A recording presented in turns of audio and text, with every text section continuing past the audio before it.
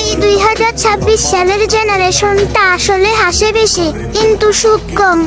স্টোরিতে স্মাইল দেয় কিন্তু রাতে বালিশ ভিজায়। আমরা এমন একটা সময় বড় হচ্ছে যেখানে আমরা ভালো আছি এই মিথ্যা কথাটা সবচেয়ে বেশি বলা হয়।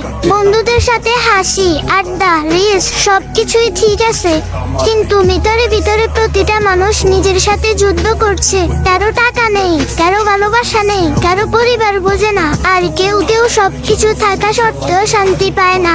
এই জেনারেশনের সবচেয়ে বড় কষ্ট কি জানো?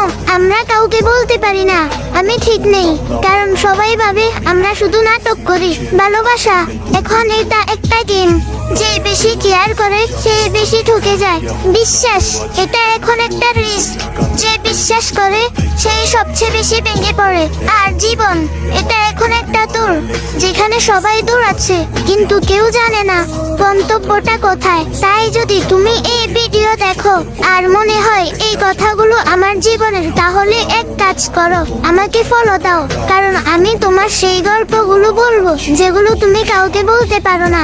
আর হ্যাঁ, মনে রেখো তুমি একা না, এই লড়াইটাতে আমরা সবাই একসাথে লড়ছি। এই লড়াই